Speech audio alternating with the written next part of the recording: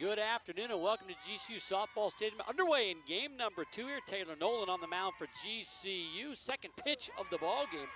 In there for a strike delayed call. 0-2 the count to Ali Aguilar leading things off. Lopes trying to avenge a loss in game 1, 14-4.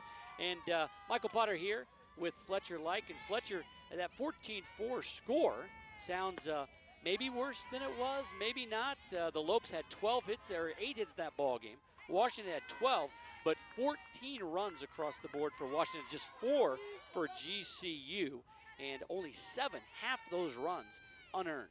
So it was a tough game for GCU. A lot of errors early, and Washington definitely capitalized on those. Yeah, all 7 of the errors coming in the third, all 7 of the runs coming in the third inning unearned, all came with 2 outs in the inning. So tough break for GCU. They're battling through 2 2/3 innings and just weren't able to close the door. Swing and a miss. Should be strike 3, right? I thought the first pitch was a strike. Huh. Missed the count. Oh, illegal pitch? Okay. Oh. Thank you for helping us out. There was an illegal pitch, so 3-2. Little chopper to first. Stevens has it, going to make the tag. Ball comes out, though, and the runner's safe. Well, an inauspicious start for GCU after what we saw in game 1. And now, Ali Aguilar on base with the error by Stevens and Taylor Vanzi at the plate. Let's go over Taylor Nolan's numbers. A 3.05 ERA, a record of 13-3. This is her 19th appearance, 14th start. She's got 11 complete games. In 91 1/3, she's given up 79 hits. Little chopper foul.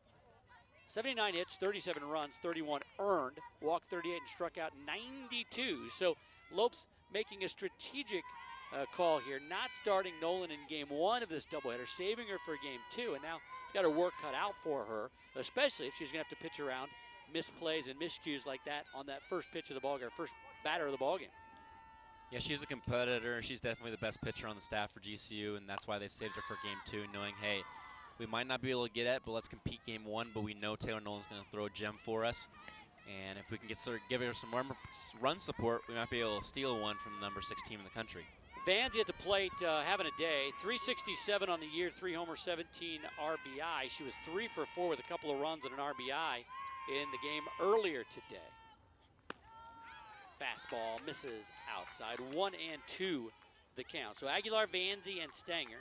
Then Flores, Bates, Thomas, Ogasawara, Melhart, and Burdick due up for the Huskies.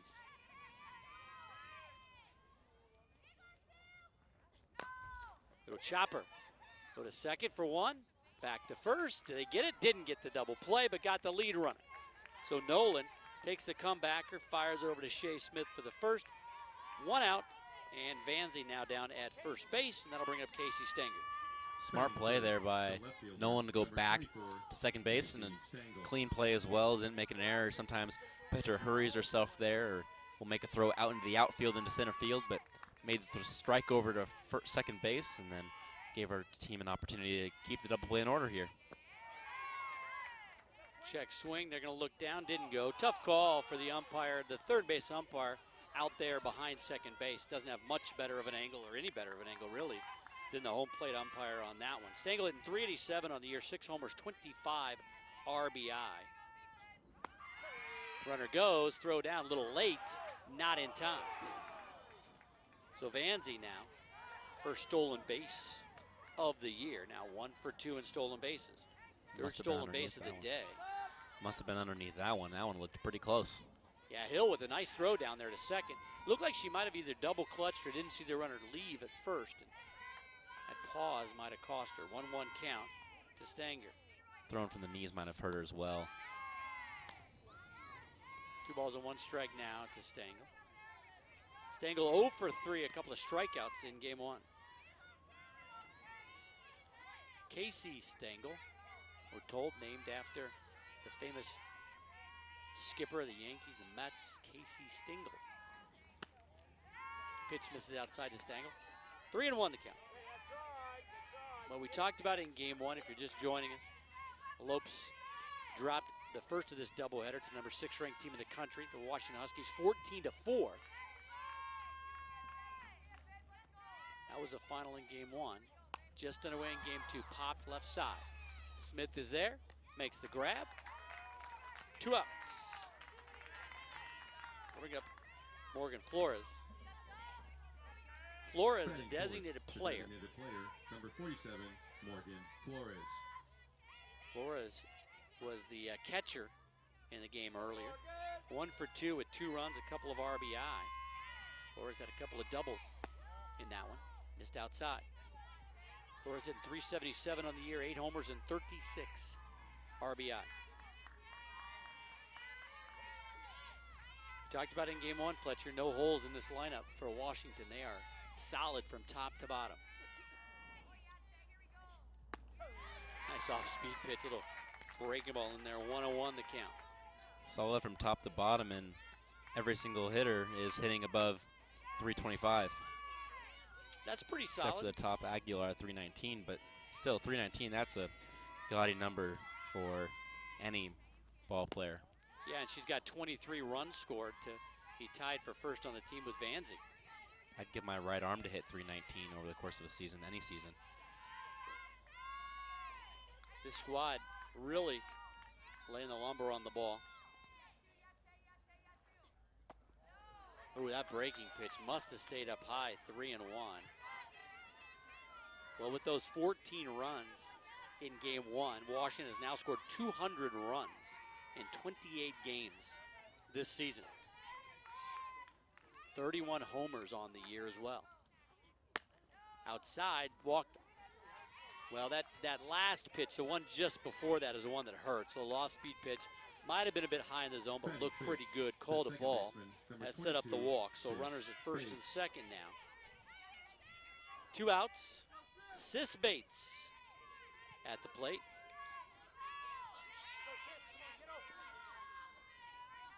Bates 1 for 3 with a run and 2 RBI in game 1.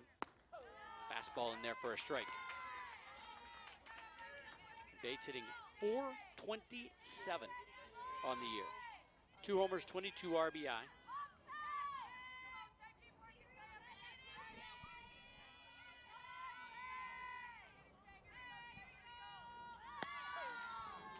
Squared a bunt in there for a strike.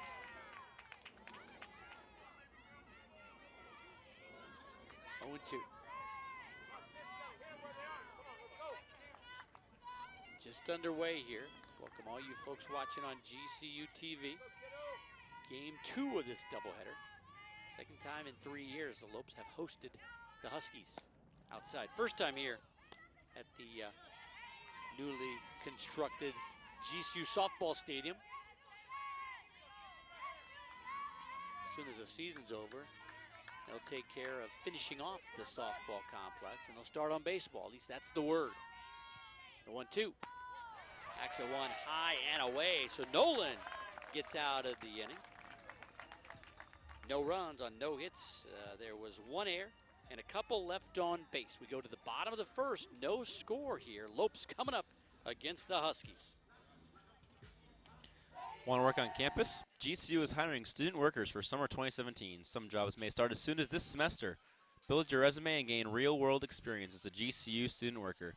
Find a job on March 29th on the Student Union Promenade or start applying online today at gcu.edu/student-employment.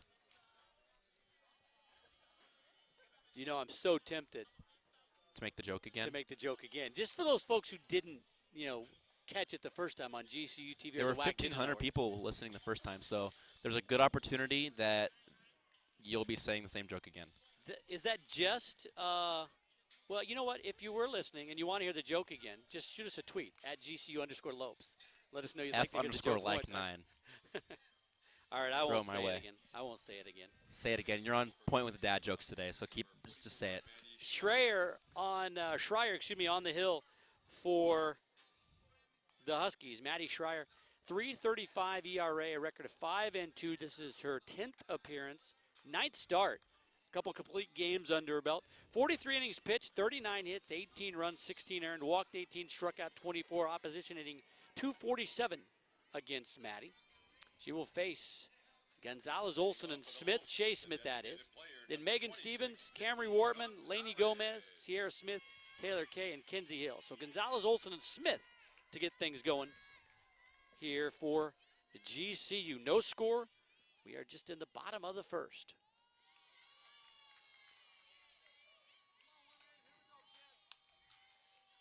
A 1-0 count to Gomez. Laney 0 for 2, did have an RBI.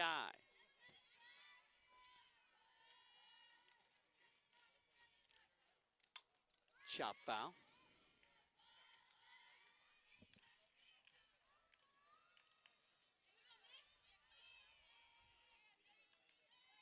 I should probably be offended that you call them dad jokes, shouldn't I? That's what they're called. That's the thing, is they're called that because there's the stereotype that dads make terrible jokes. So then they're called dad jokes if they're obvious jokes, like a play on words or a really dirty, or not a dirty, but a annoying or silly or obvious pun. In there for a strike, 1-1. I had no idea. That's probably leads credence to the whole dad thing. Probably. 1 ball, 2 strike to count to Gonzalez. They'll squibber out to second. Handled by Bates for the first out of the inning. Batting second, the right fielder, number 21, Lorianne Olson. That'll bring up Olson. Lorianne Olson in 344 on the year. No homers, 6 RBI.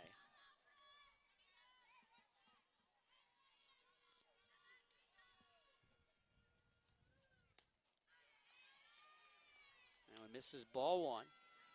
GCU coming in at 25-8 on the year. Huskies at 25-3. GCU now just 2 home losses on the season. And there for a strike, 1-1.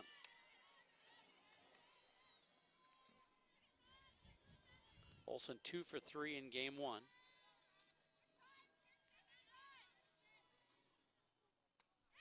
Late on that one. 1-2 to count. Yeah, Olson was really good. I liked her plate approach, and she was able to get a couple hits off of the starter Alvalo for the Huskies, and I thought that Olson and Kenzie Hill did a really good job at the plate. Low and away. 2-2. Joe Coach, your home plate umpire. Matt Johnson at first and Tracy Hart at third.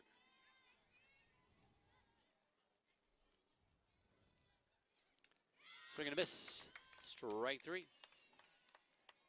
2 up, 2 down. And Schreier pitching well here early for the Huskies. That'll bring up Shea Smith. Smith 1 for 3 with an RBI in the ballgame earlier. Hitting .389 on the year, the sophomore. 1 homer, 17 RBI. Does have 10 doubles on the season. Took a little bit off of that one, strike 1.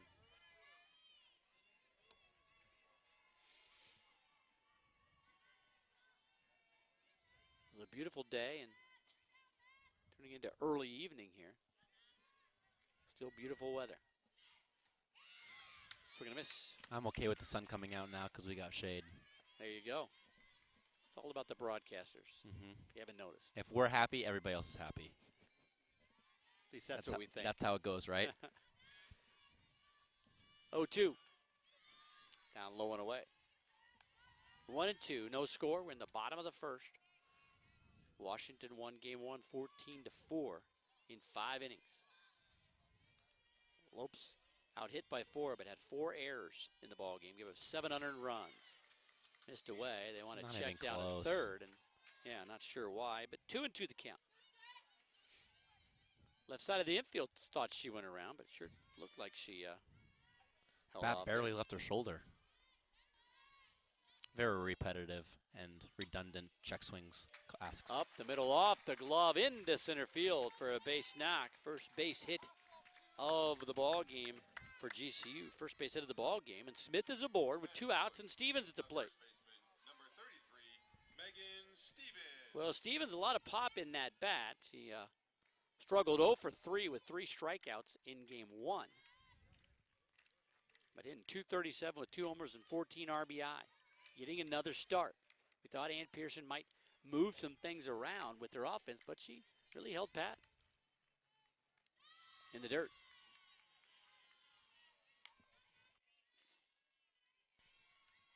Ogasawara behind home plate in this one. Got a nice block of that ball.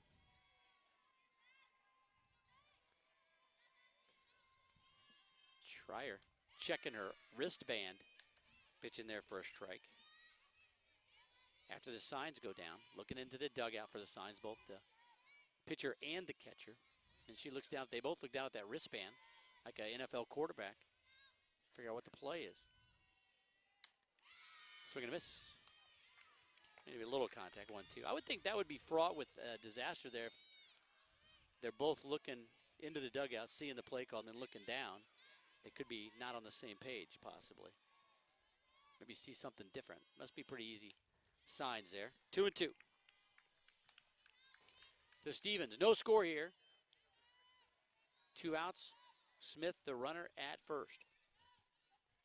Shea 5 for 6 in stolen bases this year, but hasn't looked like she's going to attempt here. Down low, 3-2, full count, so she'll be off to the races here. This has been Megan Stevens' best at-bat of the evening in all 4 of her at-bats, striking out 3 times in the opener. This is the first full count she's faced, I think. Yeah, I believe you're right, 3-2. Off-speed pitch, got her. Well, couldn't get the bat off the shoulder on that one. A couple of strikeouts for Schreier in that one. And the Lopes Strand won. No runs on 1 hit. There were no errors and 1 left on base. We've completed 1. No score here from GCU Softball Stadium. This is Lopes Softball on GCU TV.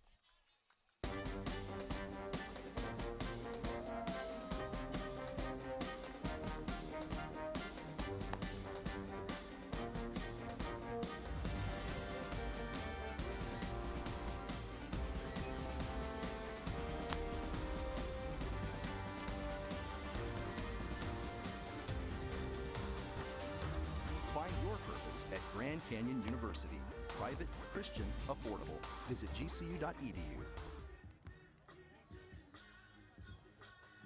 Go to the second. No score here. Taylor Nolan on the mound, or in the circle, I should say, for GCU. Michael Potter and Fletcher Like here. And I'll turn things over to Fletcher Like to take you through a few innings here.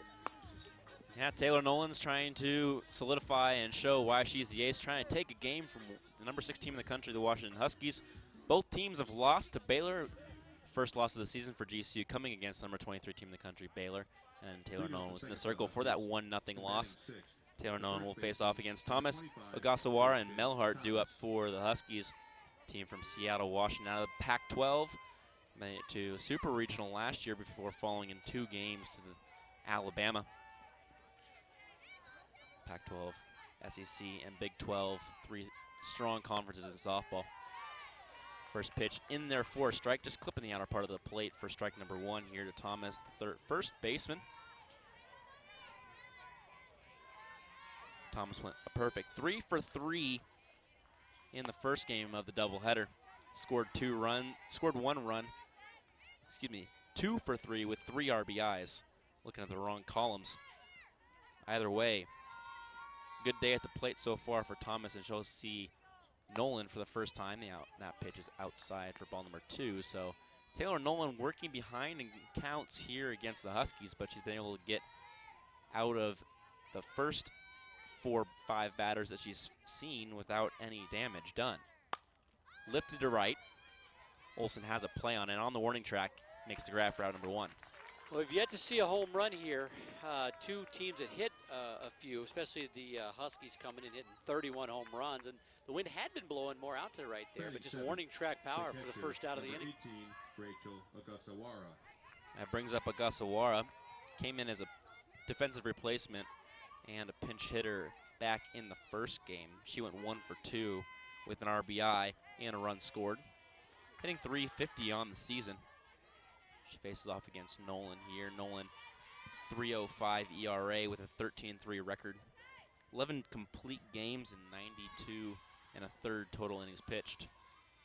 Now make that 92 2/3. Well, we've had that debate, Fletcher. We were talking to some of the folks in the stands here, a lot of folks from Washington coming down, or folks that have kids playing on Washington team, about the best softball conference, Pac-12, SEC, doing the Big 12 as well. And it's kind of neck and neck between the SEC and the Pac-12. Pac-12 might have the edge this year. Left center gap. Gomez tracking it down, makes a catch, and then runs into the wall for out number 2. 2 loud outs here to begin the second. A nice catch by Gomez. Just did not give up on that one. Found the track. Didn't really even look like she looked up for the wall, but able to make the grab. And not too hard of contact with the wall for the second out. Still not a friendly bounce. There's no padding out there. Just straight into the chain link fence. Beautiful wrapping, though. Makes it look very, very nice. Brand new playing surface here at GCU Softball Stadium. Moving about 50 feet to the northeast and about 5 feet northwest, if you want to be precise and exact. But moved more towards the Grove out there. Ground ball left side right at Shea Smith. Nice Makes play. a play. Out number 3, 3 up, 3 down for Taylor Nolan. We get to the bottom of the second. Still zeros on the scoreboard here at GCU Softball Stadium. Hey, get the best gear to show off your Lope pride. Go to Lope's Shops, lopeshops.gcu.edu to find everything GCU, from the newest apparel to the coolest accessories. Use promo code GCUTV20 to get 20% off for being a GCU TV viewer. Let's paint the Valley purple. Lope's up. lopeshops.gcu.edu. GCU TV 20. 20% off. We're giving you 20% off just for listening and watching here on GCU TV. I might head over there right now. I'll see got you in my about 30 computer. minutes. I can do it online, right? Oh, yeah, true. Yeah. If I can remember the Lope website address that I Lope's just Shops. misread twice. LOPESSHOPS. No, is it 2 S's? It's LOPES. Lopes. It's Lope's Hops. Oh, Lopes. Or Lope Shops. See, that's Lope's confusing. Shops. I think they need to change that. I don't know who's in charge of that. Isn't it a little confusing? I would say that's confusing, but you would say Lope's Shop, right? Lope Shops? Lope Shops. Lope Lope's Shops. Hops. Yeah. It's on the screen. Lope Shops. It's on the screen. Just look at it. We don't know what we're talking about. But you can get 20% off GCU TV 20. That is a smoking deal. The homecoming queen, Lainey Gomez and Sierra Smith, are due up for GCU. Camry Wortman stepping in, playing second base today. Change up low for ball number 1. Overheard Schreier and Alvalo discussing over in the bullpen before the game, talking about the amount of change-ups that they had thrown and off-speed pitches and how many GCU batters had swung at them, and Alvalo giving Schreier some advice saying only one of them swung, and it was a pop-up. So maybe that's a game plan change that Washington might go with, knowing the GCU did get 8 hits and threw up a 4 spot on the scoreboard. Schreier coming down low again. She's gotten herself back in this count. It's 2-1. Camry Wortman did get a hit in the last game, going 1 for 2 with a walk. Scored a run as well. GCU did score 4 runs against the number 6 team in the country, but those errors coming back to bite them. Ground ball left side right at Aguilar. Throw over first is strong enough, and that's out number 1. Got to hustle. Anything on the ground, Aguilar. Nice, strong throw over there to get Camry. The center fielder, number 11, Lainey. Brings up Lainey Gomez, hitting .314 on the season. Also went 1 for 2 in the first game. She struck out once. Made that great catch out in left center before running into the wall. She'll face off against Schreier for the first time today. In there for a strike. And Michael, interesting to see Lainey Gomez at the 6th spot. She's got the offensive ability to put the ball all over the place. She's going to drive the ball. She's got a bunch of speed on the base paths. Interesting, in my opinion, I would put her up in the batter's lineup and put her maybe at the 2 spot, maybe even the 1 spot, but you got Nikki Gonzalez up there. Yeah, and moving things around a little bit here. So trying to, it seems odd to say trying to monkey around with things at 26 or 25 wins on the season. But Lopes have a good lineup as well. I mean, we talk about the Huskies lineup being nothing top to bottom, nothing bad there. But Lopes have a nice one as well. Everybody hitting over or near 300 except a couple folks in that lineup. Stevens and Taylor Kay hitting under 300, and Sierra Smith right there at 298 now. Taylor Kay only 43 total at bats. She's been pretty much the everyday left fielder for the last couple weeks, getting a bunch more at bats, getting more confidence in the batter's box. 2 total RBIs for Taylor Kay. She hits in the 8th spot. Laney Gomez swings and misses at a full count pitch on the outer part of the plate for strike number 3. Third strikeout of the ball game for Schreier. Seems to be settling in. I think it was about this time in game 1 we said we might be in for a pitcher's duel, and it did not turn out that way because the 3rd inning, the Huskies erupted for 7. Yeah, and one more out, we will see if it is going to be a pitcher's duel or not. Top of the 3rd inning is when the Huskies exploded for 7 runs. All 7 of those coming with 2 outs, and all of them pretty much unearned. Yeah, Lopes had a chance to get out of that inning, but the errors just really cost him early in the game, and they could never catch up. Ground ball off of the front foot of Sierra Smith, a third baseman. Identical twins playing short and third base. Probably never see them miscommunicate on a ground ball in the hole, do you? I sure hope not. There's no Twin excuses telepathic if they do. abilities. Yeah. They know where everybody is. Well, they've been huge for GCU coming over playing right from the get-go as freshmen, and that's incredible to have on your squad when you can have somebody play for 4 years, especially if that left side of the infield just locked in for 4 years solid. It's going to be very difficult to replace Taylor Nolan and Camry Wortman next year. Yeah. But you have 7 other position players that are solidified. back, Kenzie yeah. Hill behind the plate, but you can throw Nikki Gonzalez behind the plate, your designated player. You can put Megan Stevens at designated player if you want, and then you can bring in Bianca Bowling to play first base like she did it earlier in the season. You've got a pretty solid 8 of your 9. Now you just need to find a second baseman. Maddie Dowdle might be able to come in and play second base. She's shown she can do that, and Lorianne Olson and Taylor Kay can play infield as well, so you could see a different second baseman, or you could see a platoon next year. You never know. Yeah, not to mention, you know, Ann Pearson has shown she's not afraid to put freshmen out there, so she could have a couple folks coming in who will fill that void right from the get-go. I mean, she started the Smith twins as a freshman. She's got Lorianne Olson in there as a freshman. Megan Stevens, even though she didn't really play that great of a ball game, 3 strikeouts, didn't play that great at first base, made an error here in the first inning. But she's a player that Ann really feels like over the course of a 4-year career is going to be a huge bump for GCU, so she's going to keep playing her. Well, yeah, she came in with 2 clutch pinch hit home runs back during the GCU round robin to win the game essentially in the 6th inning, but pop up too short and shallow left field ends it. 3 up, 3 down for GCU here in the second. We head to the top of the 3rd, still 0-0 through this one, and here on GCU TV. Hey GCU fans, the Lopes travel to Tucson next Wednesday for a doubleheader versus the Finding University the of right Arizona. college isn't always simple. The choices I make today affect where I'll be tomorrow. That's why I chose Grand Canyon University. Here I'm working toward a greater purpose and a place that feels like home. With scholarships to help me earn my degree, I can graduate in less than 4 years. By attending GCU, Arizona's premier private Christian university, I know I'm not just making the right choice, I'm making the smart choice. Find your purpose at Grand Canyon University. Private, Christian, affordable. Visit gcu.edu.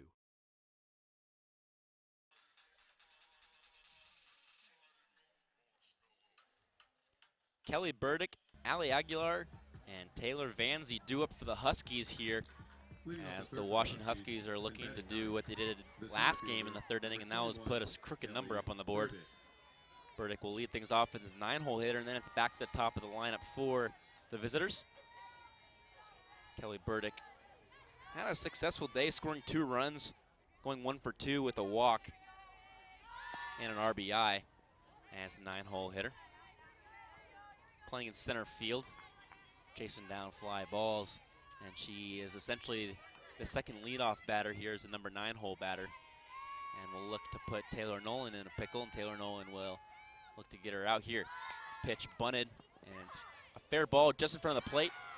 Ooh, call it first is safe. Yikes. And that is not going to be liked by the GCU fans in purple. Not liked by me. Not liked by me either. You know, man, bang play over there. Obviously, Matt Johnson has the best view of anybody. But usually on those bang plays, when the third baseman comes in, makes a nice play, throws a strike over there, they typically get the call, but he saw something differently. Leadoff runner aboard. 3 controversial calls by Johnson here today. That one looked like Burdick's foot was still in the air a good half step before she put it down on the bag. And it wasn't like it was the heel was about to hit and then the toe. It was a good, the foot was still about the knee level from what I saw. Takes off. Ball is dropped by Shea Smith at second base, so it's a stolen base for Kelly Burdick. Well, evidently the Huskies have seen that they can run, especially with the bottom third of the order when they get on, Burdick and Melhart specifically. They're going to challenge the catcher and the pitcher here. They're going to try to run on these guys. So Kelly Burdick is 4 for 5 on stolen bases. Melhart, the last out of the last inning, 13 for 13. Double play opportunity on the hot shot right at Megan Stevens. That's out number 1. Nice play by Stevens. I mean, that was got on her in a hurry. The reflexes take over there, but then the wherewithal to spin and throw a strike over there at shortstop. Good play by the freshman. Brings up the third baseman, Vanzi, who reached on a fielder's choice on an opportunity for a double play that GCU was unable to turn, just not fast enough, and that's very difficult to do here in softball on the shortened base paths. Fouled back. But it was a great play by the pitcher, Taylor Nolan, to spin around and throw to second base for out number 1 and record the lead runner as an out. Casey Stengel due up. Stengel went 0 for 3 with 2 strikeouts in the opener. Taylor Nolan's got a runner at second. Pitch lifted to left. Got a travel on it. Bounced off the wall. 1 run is going to score. And that's going to be a double for Taylor Vanzi. An RBI double here with 1 out in the inning. Puts the Huskies in front. Well, Burdick saw that one over the head of the left fielder, Kay, and on her horse scores easily. And this, as you mentioned, Fletcher, was the 3rd inning where they put 7 on the board. And they did it with 2 outs. So with 1 out here, they got 1 across and a runner on second. Brings up Casey Stengel, who didn't do anything in the first game, but now has a runner in a scoring position here. And might be able to do something here in the second game to erase her first game woes. Vanzi, your 4th base hit of the day. 3 for 4 in game 1. Vanzi's 10th double of the season, ranks up there in the top 50 and probably most likely top 25 in doubles. Camry Wortman for GCU has 11 and is tied for 13th. Nikki Gonzalez has 12 doubles for GCU, is tied for 3rd. So that's the comparison. Going from 12 doubles to 11 doubles is 10 total people. 2-0 count here for Stengel. Great change up there from Taylor Nolan in their first strike. It's 2-1 now with 1 out in the inning. The sun is setting to the west. Can cause some issues for the fielders out in the field. Sun right in their eyes, specifically to the right side of the field. Yeah, this is that time where the sun's still out, but you got the lights on as well. Trying to bridge that gap as the sun goes down. The 2-1 pitch is low in the zone for ball number 3, so it's 3-1 now. Runner on second, and Taylor Nolan's not going to want to throw a ball here to Casey Stengel to bring up Flores with runners on first and second. Stengel with 6 home runs, Flores with 8. Inside, ball 4. Just missed, you could say trying to get too cute, but you could also say, you got to pitch very carefully to these UW hitters, and now visit to the mound by the pitching coach. They're going to go over exactly what to do. As you mentioned, the batter coming up, Flores, can't take the ball out of the ballpark, and we've seen the ball travel a little bit better here in this game too. 2 loud outs back in the second inning and a shot to left field by Taylor Vanzi to score Burdick. So 3 solidly hit balls for the Huskies so far.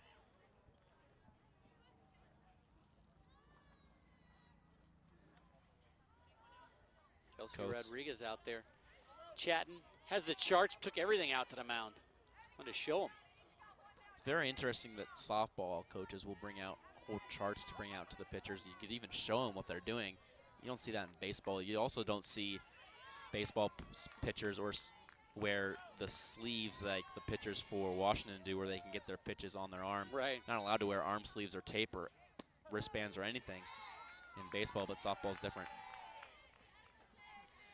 The first pitch is in there for a strike to Morgan Flores, the designated player for the Huskies. Ranked 6th in the country, took on the number 2 team Auburn to lead things off in the season first game of the season down in Mexico. Wow, what a experience that would be. First weekend of softball. Get to play in Puerto Vallarta, Mexico. That would be fun. That's the way to do it, right? Yeah. You get those tournaments. Everything should be like that. Yeah. Basketball, got to get in that Bahamas tournament. I mean, I can't complain because the last 2 years we've gone to Hawaii for volleyball, and we are a block from the beach, but never been to Mexico, so that would be fun too. Talk to your boss. I'll try to see if Worley can get something down in Rocky Point. I guarantee you teams would want to go play in a tournament down in Rocky Point. You wouldn't have if we would trouble host filling it, right? I mean, that's not what we're worried about. Tenuous situation right here, just with one out. Need a ground ball at somebody. A strikeout would be nice here as well, but a chance for Washington to kind of blow this open with the base knock here. One stays up at the letters. It's going to be a full count here to Flores. So in baseball, a lot of times you'll see in college, they'll start the runners on a 3-2 count with just one out. See if they do that. Probably not here, I would guess, with who they got on base. The 3-2s. Ooh, nice breaking pitch. Outer part of the plate. Strike number 3. Flores is going to go back to the dugout, hanging her head and shaking her head there. And the second strikeout of the game for Taylor Nolan. Well, huge. I mean, obviously a ground ball at somebody where you could possibly turn 2 would be, what you hope for there. But a strikeout there, now just one out away from getting out of this inning, still down just 1-0. Brings up the best player with the best name, and that's Sis Bates, the second baseman for the Huskies. We've given her the title of best name so far. Yeah. Nicole is her given name. But we'll go with Sis, just like everybody else does. Definitely the way to go. A cool nickname, never hurts.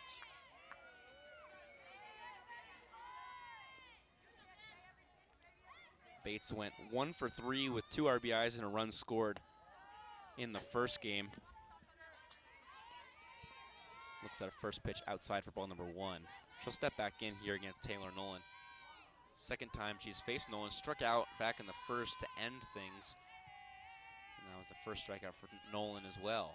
The 1-0 over the outer part of the plate for strike number 1. Painting the corner on that one. Nolan seems to have pretty good command, moving the ball around, the fastball. That off-speed pitch that got the strikeout of Flores was fantastic, just painted the corner. That's given up a couple, like you mentioned, loud outs. Deep drive out to left and one to right. Another loud out opportunity here, but this one's driven to right field off the middle of the wall. For Sis Bates, it's a double, and it's going to score a run. Well, with 2 outs, Vanzie going to score easily on that one, and that's what we talked about there. She'd been moving the ball around well, but just hung that one a bit. And lucky she didn't give up a 3-run homer on that one, because that was hit pretty well out to right. That brings up Thomas, who flew out to right back in the second inning to lead things off. And she'll have her second crack at Taylor Nolan here in the third. So 2 runs have scored here in the third inning. A single by Burdick to lead things off. A double by Vanzie, a walk, and then another double by Sis Bates. Scored 2 runs. Yeah, a couple doubles driving him in. Vanzie's double and then Bates double. Both well struck, one to left, one to right. Lifted left center. This one is going to get down. It's going to score 2 runs. It's going to be just a single for Thomas. She's held at first base, but it's a 4-0 ball game here in the third inning, and their Huskies are 3 runs away from doing and copying what they did back in the first game, and that's putting 7 runs up on the board in the third. Yeah, 11 runs in third innings now for the Huskies against GCU, and they're still working on it. And what did you say, 7 of those, all 7 of them with 2 outs in game 1, and now 3 here with 2 outs in this one. I mean, Lopes just cannot get that elusive out against this Husky squad. They just keep coming, and that's what we've seen all afternoon, and that's what you'll see on their lineup as well. pop up right side. Stevens just grabs it for out number 3, but not before 4 runs cross on a couple of hits, 2 of them being doubles. And GCU will need to bring the bats here in the third, down 4-0 here on GCU TV. Award-winning and chart-topping artists take the stage tonight for the 9th annual Rock and Worship Road Show at GCU Arena. Experience Christian music's most uplifting and entertaining concert series for the whole family. General admission tickets are $10.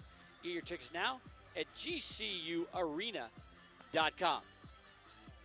So 4 runs on 4 hits, no errors, 1 left on base for the Huskies. Ended the away half of the third. That brings up GCU here for the third. Taylor Kay, Kenzie Hill, back to the top of the lineup, and Nikki Gonzalez. Taylor Kay had an all right day in the first game. Went 0 for 2, scored a run on was able to reach on a fielder's choice, and then Kenzie Hill went 2 for 2. Same pitcher out there for the Huskies. It's Maddie Schreier. She's been good so far, only allowing 1 hit, and she's only faced 1 above the minimum so far through 2 innings. Faces the 8-9-1 batters here in the third. Well, Huskies number 6 in the nation, and, you know, we talked about it. When you're playing a team that high power and high profile, you really can't make mistakes. So Lopes made the mistakes in game 1 with the 4 errors and the 700 runs and lost that one 14-4. Here, it's just the Huskies continually applying pressure, and Lopes unable to bear down and get that final out of the third inning. Yeah, tough breaks for GCU in both games, and Huskies keep putting the pressure on. We talked about it in between games, is you can't beat good ball clubs committing 4 errors. Right. You might be able to get away with it in the WAC, but you can't beat a Pac-12 team giving up 4 errors. Even though you score 4 runs on 8 hits, you're not going to be able to do that against Pac-12 teams. You might be able to get away with that a couple times in the WAC and might be able to get some wins off of that, but you can't make a habit out of that. Yeah, I mean, this is a team that's built to go and, you know, host a regional, host a super regional, and get to the College World Series and do some damage there. I mean, I think this squad, the Huskies, would be very disappointed if they weren't at the College World Series with a chance to win it this year. That's how they're built, and that's the team they feel like they've got. They've got a tough weekend ahead of them down in Arizona against the number 4 team in the country, and then they have Oregon on the road later in the season. Right now, the number 8 team in the country in the RPI. The 1-2-2K is upstairs, ball 2. Yeah, Fletcher, you look at this right now in the USA Today coaches poll. You got Florida State and Florida 1 and 2, but then you got Oregon 3, Auburn 4, Arizona 5, Washington 6, Texas A&M, Minnesota, Alabama, James Madison. Utah's in there as well. I mean, they're peeking in. UCLA's up in the top 15. I mean, ASU was number 21, and this squad went down there and beat ASU. You know, swept them, or went. ASU came up to Seattle and they swept them 3, easily. So this is definitely a squad that it's really kind of College World Series or bust for them. I mean, they don't want to go out in a regional or a super regional this year. Swing and a miss there by Kay. And that's out number 1. The 4th strikeout for Schreier. Yeah, Schreier's trying to lock in, see if the Lopes can answer that 4 spot on the board in the top half of this inning, but not a great start for that. Kenzie Hill looking for the key to Schreier here with 1 out. Off the shin guard of Ogasawara behind the plate. That's a 1-0 count now, so catcher in the batter's box and catcher behind the plate. Schreier out in the circle. Yeah, you know, the ESPN poll back on the 21st has Oregon 3, Arizona 4, and Washington 5. You know, I mean, you make the argument, and I think we're kind of answering the argument that the Pac-12 right now, as we stand, is the best conference. Yeah, then you have UCLA just 3 spots below Washington, or Utah, excuse me, and then UCLA a couple of spots below Utah. I mean, Cal is at 23, Arizona State at 24. So you've got it's crazy. 6 teams in the top 25 out of the Pac-12. So half your teams are ranked. That's phenomenal, and there's a reason why they call them the Conference of Champions. I'm not going to get all Bill Waltz on people, starting to call it every conference, every 2 sentences say Conference of Champions, but throwing it out there. Look at that. It is the Conference of Champions. They have won the most national championships out of any other conference. And that's why. How far ahead are they in that? Well, the fact that they win water polo and track and field like every single year, it seems like, That that's helps. just going to add. Yeah, that definitely helps when there's not many other schools that have water polo in the country. So, and of the top 25, like 10 of the 12 schools out of the conference have water polo or something like that. That's an exaggeration, but UCLA, Stanford, Arizona State, Arizona, Cal, they all have really good, USC, they all have good water polo teams, and they usually win They're championships. the only ones that have figured out how to keep the horses from drowning. Dad joke? Kind of? No? Lifted to left, right at Stengel. Sliding play, he's going to get into the glove. It's going to be a single for Gonzalez. Struck well by Gonzalez. Let's see if the Lopes can return the favor and score some runs with 2 outs. go. GCU looking for runs here, down 4-0. That brings up Lorianne Olson. Struck out back in the first inning. She went 2 for 3 in the game that started at 3 o'clock. She's hitting .354 on the season. Nikki Gonzalez is at first base after her single. It got underneath the glove of Stengel and left. Good to put some pressure here because Maddie Schreier, she's really been cruising. I mean, she's got 4 strikeouts through, not even through 3 here. You know, I mean, obviously you want to score some runs to get back in the game, but just put some pressure on her, make her make some pitches, you know. Tapper left side, no double play opportunity. The play at first base. Wow. Was safe. Okay. That's a makeup call. Return the favor on that one, huh?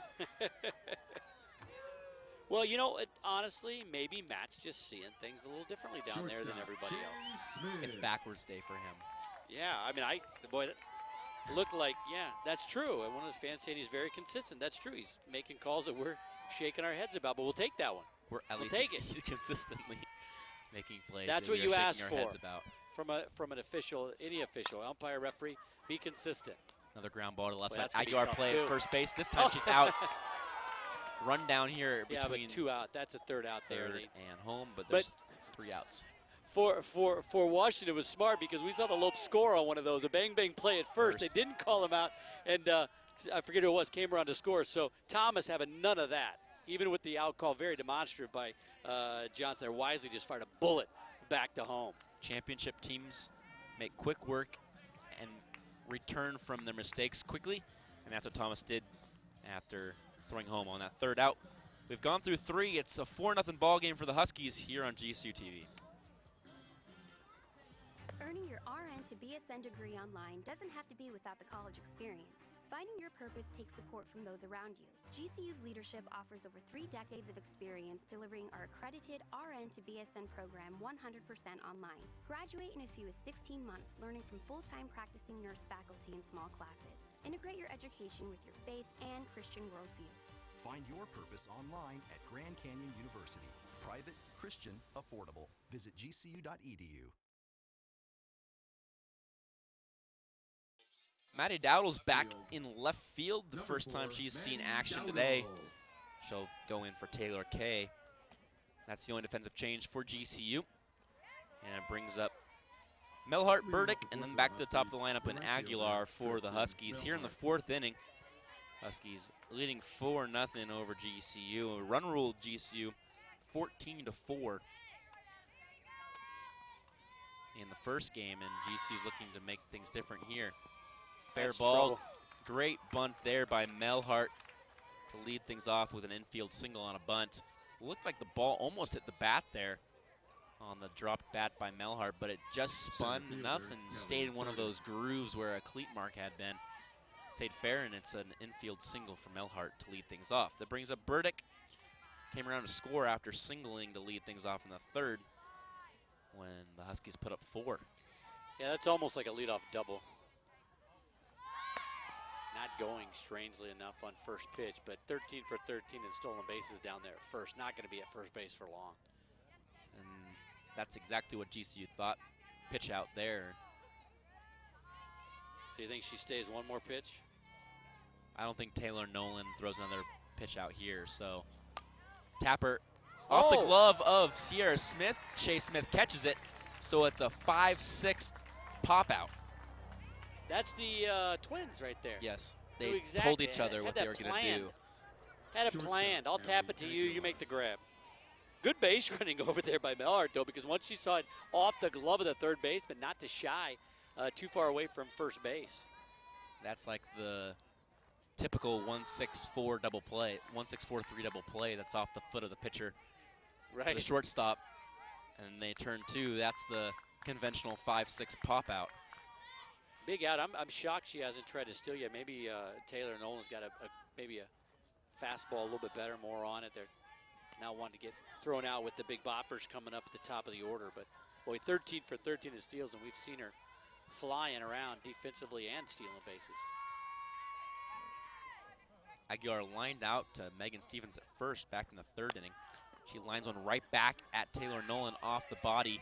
It trickles into right field, and Melhart's at third base after that single up the middle. Well, sharply hit, and that's almost had it bounce a little closer over there to first base. Would have been that kind of 1-3 put out that you mentioned off of into the shortstop. But boy, that was just struck well, and Taylor looks to be fine, but really no play there. And look, Melhart using the wheels already down there at third base. Had she stolen, though, she would have scored.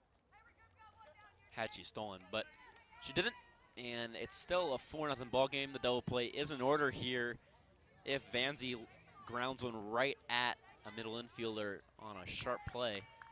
Camry Wortman and Shea Smith have the ability and have shown it in the past to be able to turn a quick double play. Runners on the corners here for the Huskies. Upstairs to Vanzi. And Vanzi's been killing GCU in this one. She's already got a double and a run scored, drove in a run in this one, 1 for 2, and then in game 1, 3 for 4 with 2 runs and an RBI. Third baseman putting a hurt on GCU here today. Hitting .383 on the season. Second highest batting average of qualifying batters. Excuse me, third. Sis Bates at .424. Then down to Burdick at .388. And then you have Vanzi at .383. But still, .383, .388. Those are really good numbers. You take it, waited on that off-speed pitch. It's going to score 1. And Aguilar didn't even break stride going straight from first to second, knowing that one was going to get down. So it's an RBI single for Vanzi, and she has 2 RBIs in the game, and she's 2 for 3. Yeah, Vanzi, like we said, having a day. 2 for 3 in this one. Makes her 5 for 7 with a 3 runs scored and 3 RBI on the day. And a new pitcher now. So Nolan's done. Very interesting to see. She's given up 5 runs, which is very uncharacteristic, but it brings out Bocage, who lasted 3 2/3 innings back in the last game before getting pulled. She gave up a bunch of runs, but they were pretty much unearned. She gave up 8 runs, 2 of them unearned. Bocage back in the opener, 8 hits, 8 runs on 3 2/3 innings pitched. So she'll come back out here to face the Huskies for the second time today. And I wouldn't be surprised if you see all 3 of GCU's pitching staff here in this game trying to not get run ruled again. Well, and it's tough. You know, we were talking about Taylor Nolan. She was moving her ball around. Well, but that one right there, I mean, just an off-speed pitch that just hung up right around the belt. And you can't do that with these Washington Huskies. I mean, you know, fortunately they didn't take it out of the ballpark. But you saw Vanzi, as good a hitter she was, just kind of had that pause, adjusted to the off-speed pitch, and just laced it into center field for an RBI base hit. We saw Nikki Gonzalez do that very well, put one into left center in the first game. And the same mature hitting approach there from Vanzi to wait on the off-speed pitch and put it into center field. Brings up Casey Stangl, who's 0 for 1 today. She walked and scored in the third. 5-0 ball game for the Huskies. Ground ball right at the middle. Trouble. And that's going to score a run, possibly the throw home from Gomez. Not in time.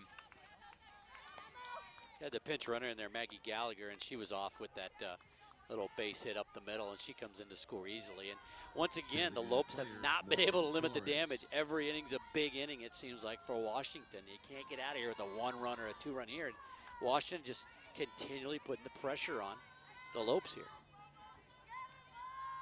That's what quality teams do. Number 6 team in the country has put up 6 runs here against GCU.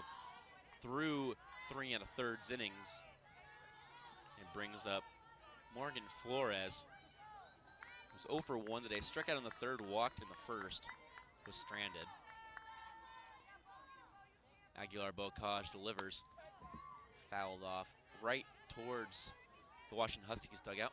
Coach having to duck for that one. Yeah, and I'm imagining Ann's not going to be too happy with the errors in the first game, and then just the inability to get those final outs of innings. Now just 1 out here, but in that third inning, 3 runs came across for Washington with 2 outs. And some of it, she pulled Nolan pretty quickly there. I think some of it might be a little frustration with not bearing down and leaving a pitch up like that to a good hitting club, but more of a concentration thing than anything. We'll see if Nolan returns. She's been known to do that, Ann Pearson. Lifted to the left. Hit well. Off the top of the wall. It's going to score 1. And it's going to be a RBI single for Flores. That's a loud single, a long single. I mean, what is it, about 225 out there, 218 or so? And off the top of the wall. And that was a foot away from the 9th home run of the year for the sophomore. I mean, unbelievable. Just continue the pressure, but a long single. It's got to be the longest single she's ever had, right? You would imagine. I would definitely imagine. I might stamp that and go tell the SID that that's their longest single of the season. Brings up Sis Bates, who doubled in the third. She came around to score. She also recorded an RBI in the third inning. She scored Vanzie. Vanzie's already come around to score, but Stengel's out at second base. So Sis Bates with another RBI opportunity here in the fourth. Bunt shown, taps foul.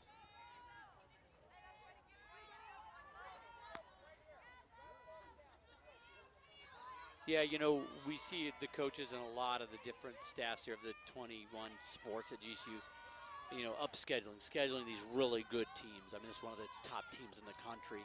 And as a coach, you obviously want to win those games. You want to play every game to win them, but you really just want to have a showing, against them. And unfortunately, the softball squad hasn't quite had that yet today. I mean, that first game they were in it at times, but here in this one, Washington's starting to kind of run away with things here.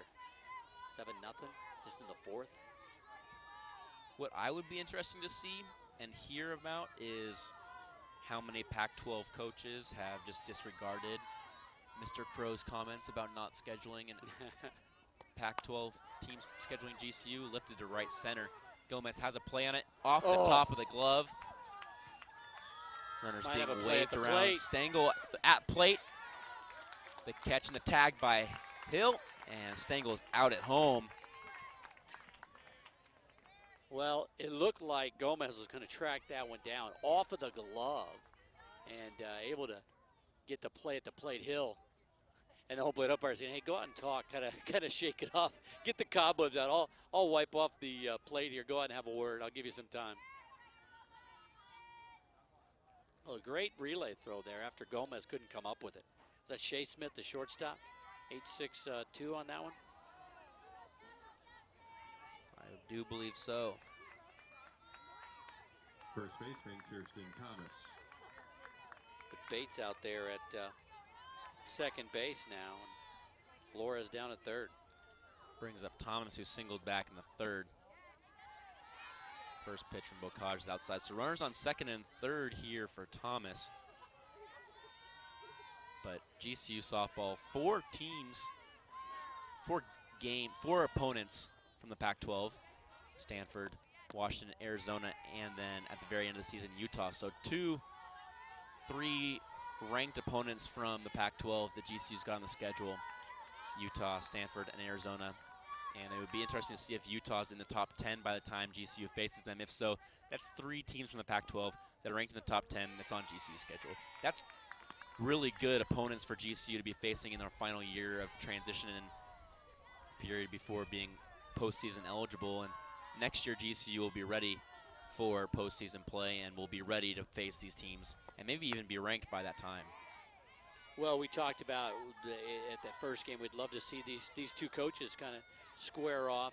in who's the best athlete. I mean, Tar was a walk-on out there. Washington played 4 years, went to a couple College World Series. I mean, Ann Pearson, highly decorated, great ball player over at ASU. Two really good coaches here.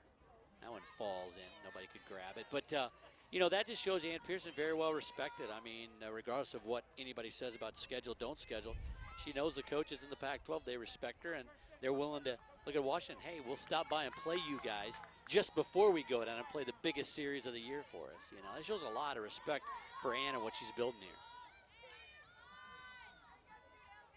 Respect for all of the major coaches and the major teams here at GCU. Multiple teams from the Pac-12 scheduling GCU. Ground ball right side, out number 3, but not before the damage is done. The Huskies put a 3 spot up. They're up 7-0 here on GCU TV. We're heading to the bottom of the 4th. West Side Story, the classic tale of turf war between rival teenage gangs, opens at Ethington Theater on March 31st. This spin on Romeo and Juliet has been captivating audiences for decades, and this production will be no exception. Get your tickets now at gcu.edu/west. That's gcu.edu/west. Spin on Romeo and Juliet. Everything's a spin on Shakespeare. You realize that? Everything you watch is a spin on Shakespeare at some point. Guarantee it. We're not a spin on Shakespeare. We are. Rosencrantz and Guildenstern from Hamlet. Look it up. Will.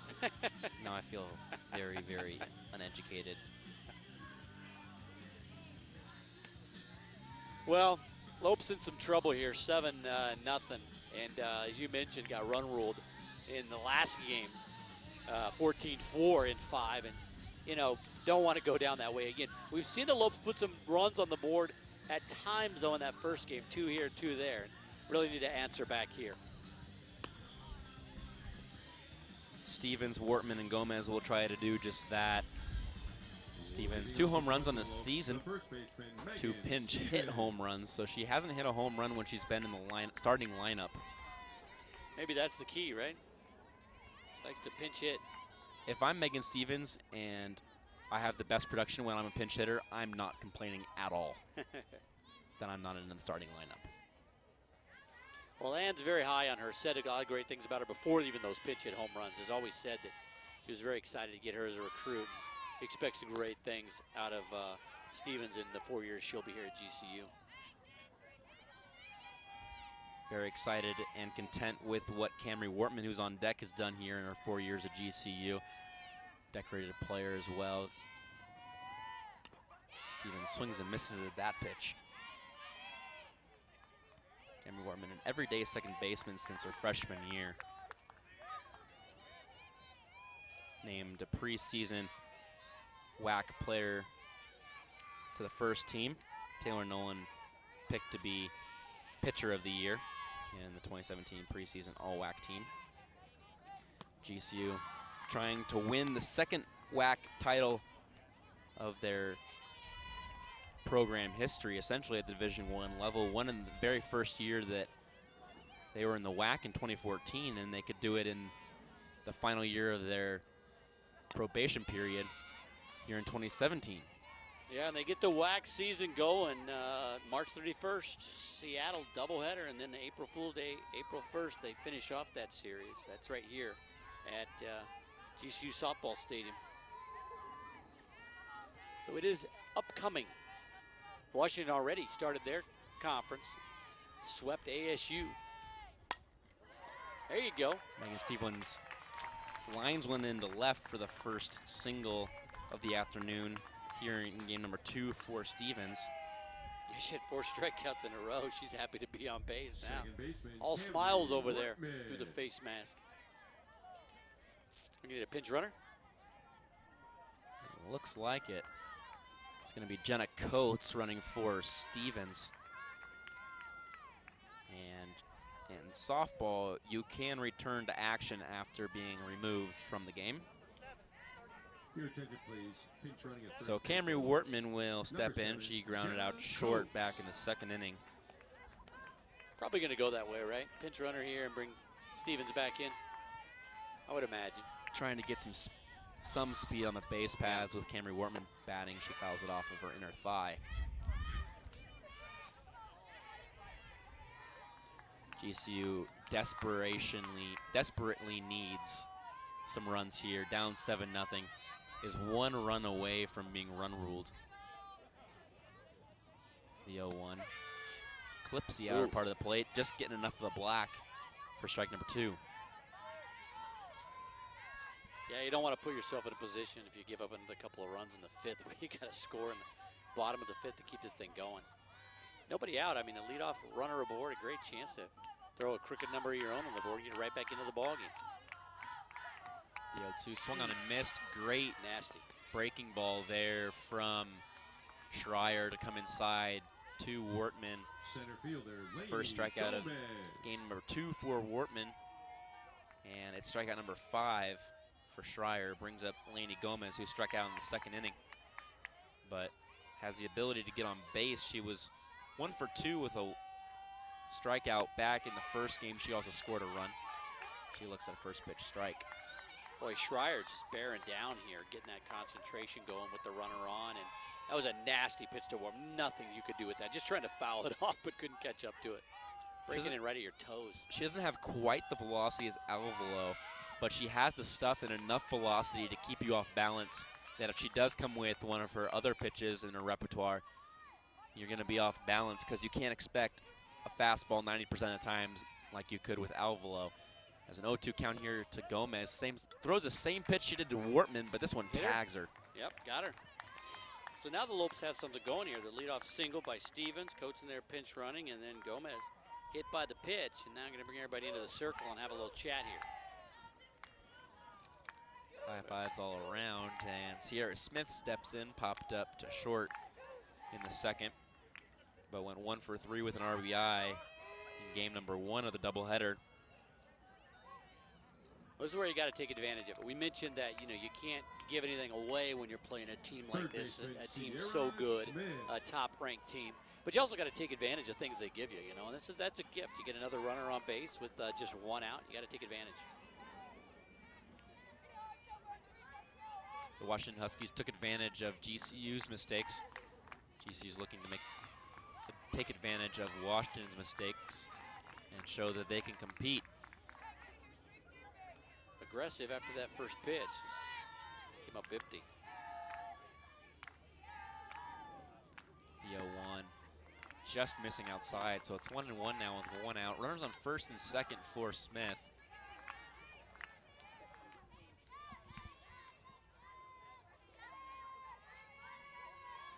Big gap in right center. Fouled off the front foot of Smith.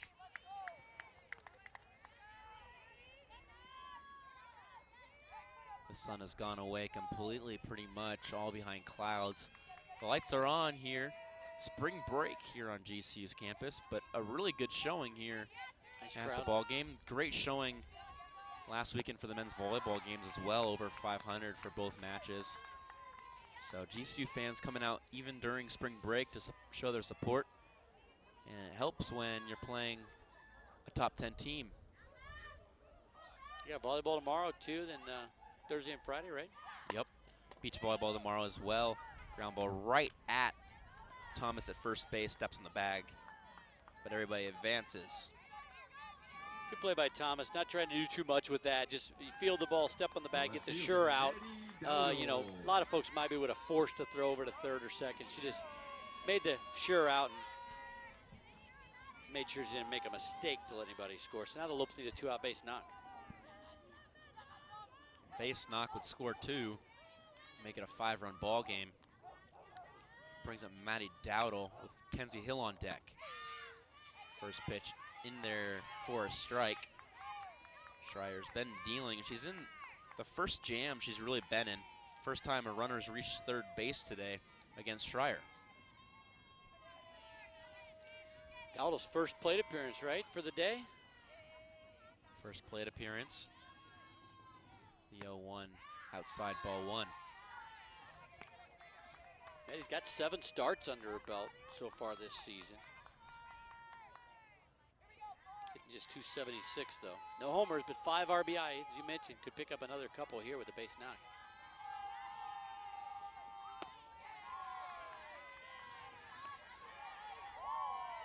3 walks as well. And Kenzie Hill does have a grand slam to her name coming back last weekend in the Santa Clara tournament. So if Maddie Dowdle could get on, Kenzie Hill does have the power to make this a 3-run ball game. The 2-1. Swung on down the third baseline. The running throw from Vanzi is in time. What a play down there at the hot corner by Vanzi for out number 3. Strands 2 base runners for GCU on 1 hit, no errors, 2 left on base, no runs crossing for GCU. We head to the 5th here on GCU TV. The Huskies looking for some runs to run rule GCU up 7-0 here on GCU TV.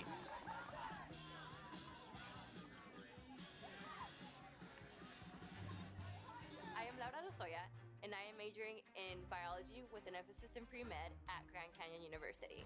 The dorm life at GCU definitely helped me build relationships, and I've made great friends on this campus. The quality education here is great. You're testing your limits, but you're going beyond them. It all comes together. The sciences, the ethics, and just everything. It's a beautiful thing. Grand Canyon University, the quality of a private Christian education, the affordability of a state university. Visit gcu.edu.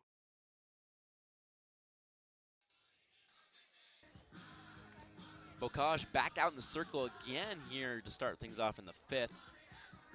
She'll face off against the Huskies, trailing 7-0. And she's got the bottom 3 batters for the Huskies. And it's going to be number 32 to lead things off with Kaya Gibson, then Tristan Melhart, and then Kelly Burdick. And Bowling did come in for Stevens. We thought she might re-enter the game after she was lifted for the pinch runner, but Bianca Bowling now in there at first base. 32 for 8. So a bunch of changes for both teams. Some pitch hitters too. So it's Maya Gibson, a freshman from Redmond, Washington, went to Redmond High, to step in here.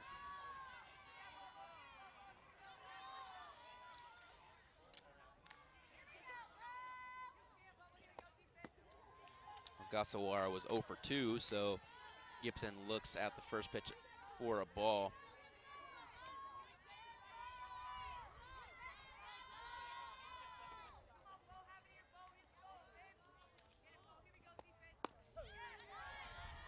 Called strike 1-1 now for the pinch hitter. Gibson in just 222 coming into the day and didn't have a bat, I believe, in the first game. 1 homer, 3 RBI on the year. Promptly singles. So a pinch hit single to lead things off for the Huskies, and there they've got the go, how do you say it? Would be the game winner. It would be the Lopes can't score. It'd be the possible game-winning run on first base. Potential game-winning run, yeah, on first Potential game-winning run on first base. It's always a tongue twister when you get into these run rule opportunities, because you don't see that when you have the opposing team that's leading in the 9th get a runner on. And either way, the leadoff batter for the Huskies is on base via a single. And it brings up Melhart. 1 for 2 today, singled and scored in the 4th. Has a speed to get around the base paths as well. Well, these two teams met back in February of 2015 here, not at the stadium, but here at GCU. Lopes lost 8-4 and then 13-6. UW was 15th ranked at the time, and Bowling, who just came in the game, hit 2 homers, 1 in each game. So we should have a chance for an at-bat here, but Lopes in danger of going now. That could be trouble. Gets foul. Just gets foul. Maddie Dowdle, that in between a dive and not playing it at all, could have been dangerous there. You see an awkward dive out there, especially on the turf. Your toes can get a little stuck out there, but no play, foul ball. 1-2 count now for Melhart, the right fielder.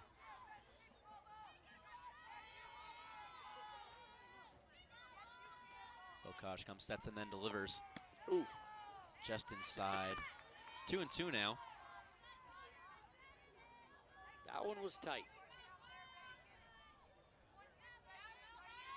Both teams right-handed pitchers coming inside to lefties. One getting tagged, that was Lainey Gomez. 2-2. Outside ball 3. Full count now for Melhart. Bokaj going to need to deliver here and risk of putting another runner on base here with no outs.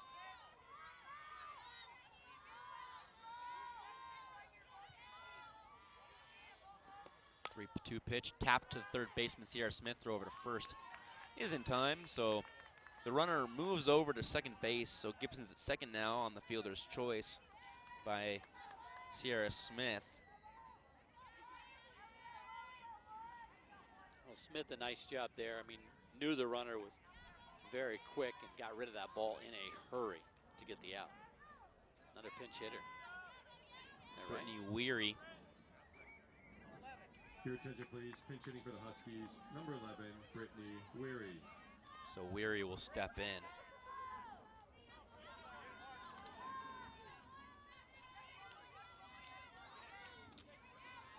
Weary's hitting 508 at bats. She has 4 hits, 2 runs scored, 1 RBI. Aguilar Bokaj starts over with a strike. It's good to see get ahead here. But that 8th run out there at second base in scoring position. Weary, potential game winning RBI. You try to think it through again. I think I'm overthinking them right now. I'm overthinking it right now. I just need to keep it simple. That's right. The Huskies Eighth run possibly out there run ruling base. GCU for the second time today. The run ruling run is at second base. Ground ball right side. Right at Wortman, she'll throw over to first base. And the brings up the top of the lineup. Back with Ali Aguilar, who's back into the game after Gallagher had pinch run for her.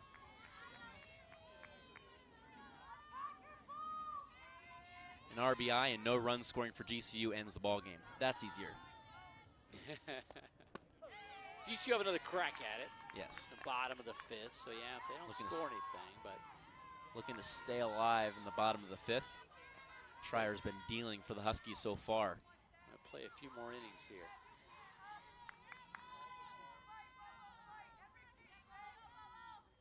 The 0-1 from Bokaj. Up the middle, right at Wortman. She throws to first base. And we're going to play at least 6 here after that ground out to second base. We head to the home half of the 5th here on GCU TV.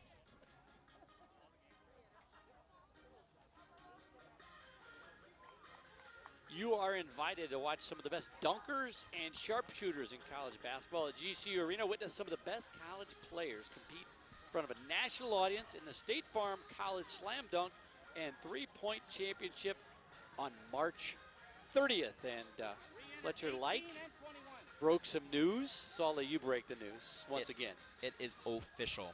OFFICIAL. Dwayne Russell will be competing in the 3-point competition here at GCU. It'll be on ESPN, so GCU going to be on ESPN again. We're good to see Ross back out there again. D-Weezy shooting throwing threes up from bombs. the GCU Arena floor. Should have a good crowd out there rooting him on too. A lot of fun.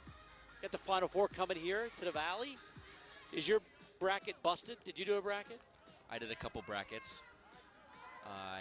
In one of them I had Louisville winning it, so I'm not worrying about that one anymore. So that one's done.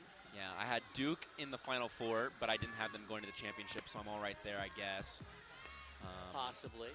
I had Villanova in the Elite 8 losing to Duke. Okay, so not gonna hurt you too that's badly, my but 2 bad losses. I had Rhode Island beating Oregon. For the Lopes, the catcher, Kenzie really? Hill. I didn't have Because a of that lot injury, of the right? 7-2, 8-1 upsets. I thought that Rhode Island was going to sneak up on people, and they almost did. Yeah, not a bad pick. I had Middle Tennessee winning, so that was good. I was very good the first round. I had 27 of 32 right. Oh, that is good. So Just kind of fell apart from there. I was so bad round 2, so bad round 2. You have no idea how You should bad have I dropped was. the mic after round 1. Just rip them up, walk off, just be done with it. I think I was 500 round 2. I had 8 total correct games from the second round. That includes the 5 I missed from the first round. Hot shot right at Vanzi. Oh. Snow coned over there at third and throws over to first for out number 1.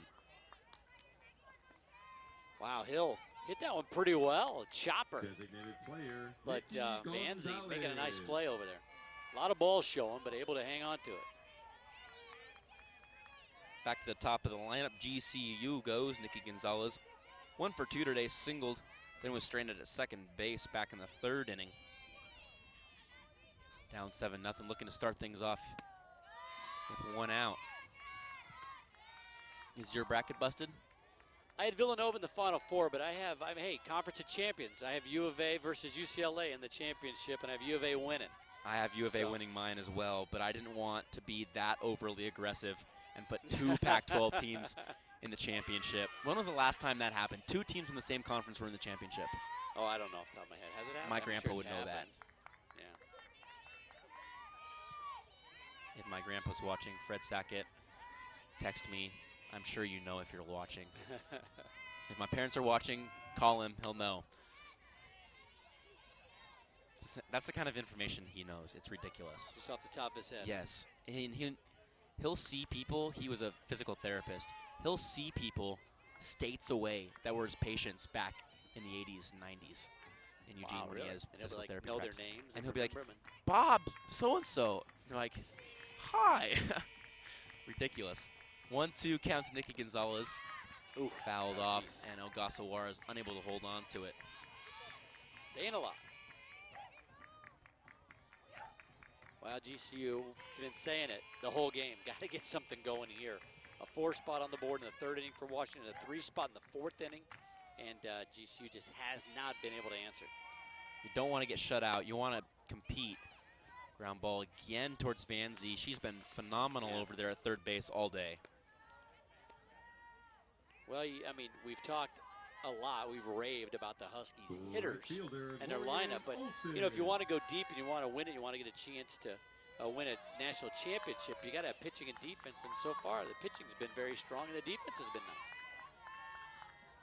Defense has been nice. Your third baseman, Vanzi, started every single game, 0 errors. Yeah, you can see why. She's phenomenal over there at third base. A junior from California, Hemet, California. There will be a mound visit between Ogasawara and Schreier, and then the infield will have a little powwow behind the circle. 1-0 count here for Lorianne Olson with 2 outs in the inning.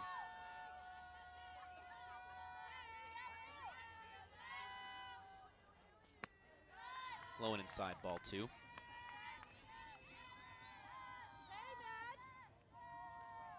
I wish Gonzaga had the ability to make it to the championship and win it. They always get a 1 seed. They always get a 1 seed, but they can never really finish it out. Right. And I believe in Gonzaga because there's a kid on the team that I saw play in 7th grade. My friends played against him. And he could dunk in 5th grade, Nigel Williams-Goss, phenomenal player. But I just don't think they have the ability to get past Trier and Markkanen in Arizona. You think they get past West Virginia? I think they're getting to the Elite Eight, then losing to Arizona in the final in the Elite Eight. They lose to Arizona in the Elite Eight in their region championship. Yeah, they're a good story. I think everybody's rooting for them. Everybody except for West Virginia fans. Kansas could sneak up on people, but they've been pretty quiet, blowing people out, making some games boring. Lorianne Olson gets on first base with a walk. And she's trying to start a 2-out rally here and brings up Shea Smith, the number 3 batter. Let's see if Shea can string something together here.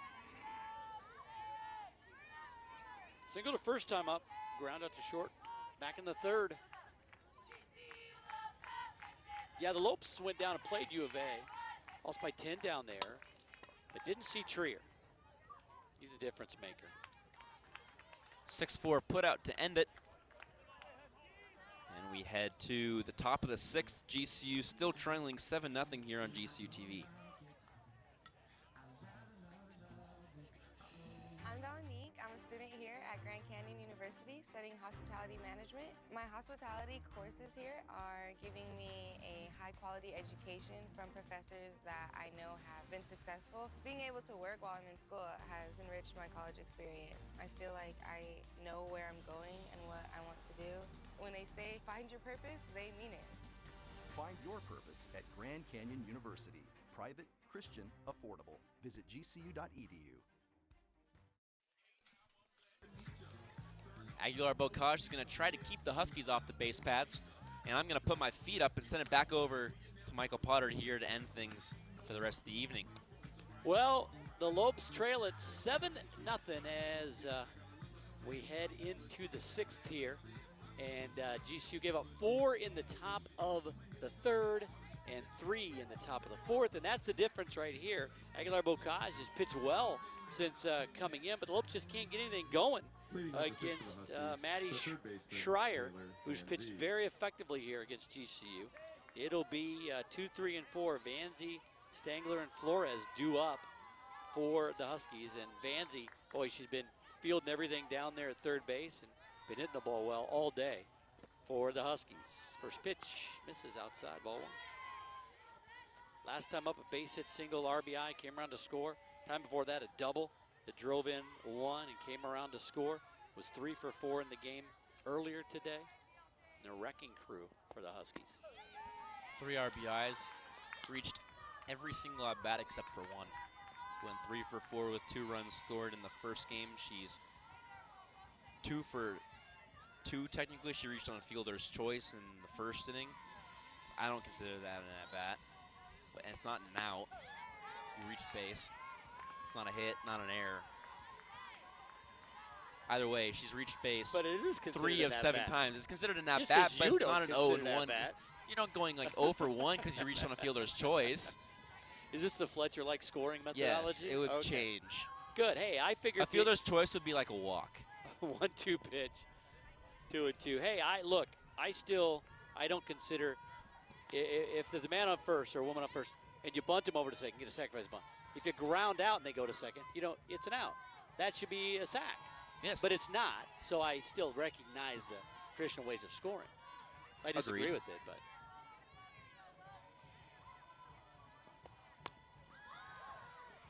Shallow left coming in. Dowdle can't hang on to it. Play at second. They get her. They did. About the first mistake Vanzi's made this entire day as she tries to stretch a single into a double and is gunned out at second base for the first out of the inning. 7-6-4 on that one. Dowdle did well to trap that ball underneath her body. We've seen a bunch of plays out and left that have been trapped by the left fielder Stangl making a play out there. Heads up play there by Dowdle to get it in quickly. Stangl at the plate now fouls that one back.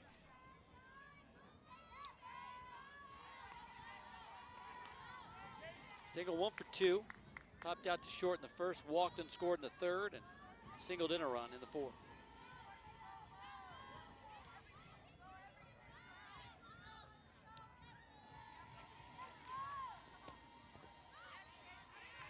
Low and away, 1-1. Well, 7 runs, 11 hits, no errors, 6 left on for the Huskies.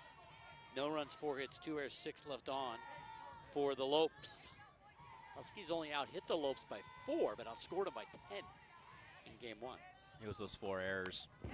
It was. That did not help. Right now they're out-hitting the Lopes by 7 and outscoring them by 7. GCU has played better defensively, still a couple of errors on the game for GCU. 1-2 count.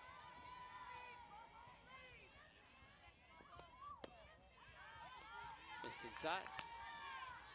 2-2 to Stangl.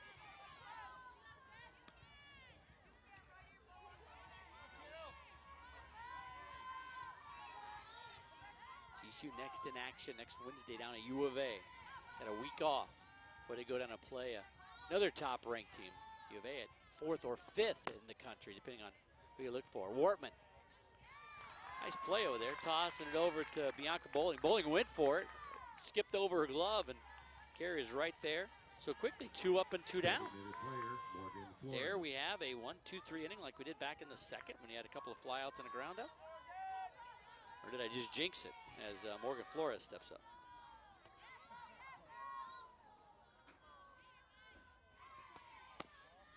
Flores hitting 380 on the year, 1 for 2 with an RBI.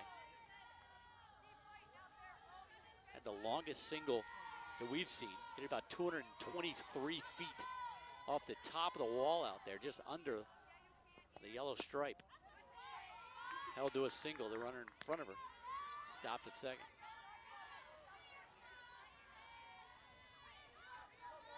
Two and 0, don't want to get behind to a dangerous hitter like this. 8 home runs on the season.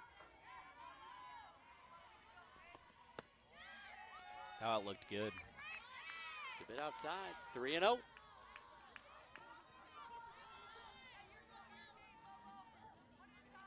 Joe Coates behind home plate. Matt Johnson down at first. Tracy Hart at third. Hart was behind the dish. Game 1. Ball 4. So after the 2, this one that drives the coaches crazy. After 2 quick outs, just unable to bear down and get that Second baseman, Sis third Bates. out. Sis Bates, a couple of doubles on the afternoon. A run scored and an RBI. Also had a strikeout.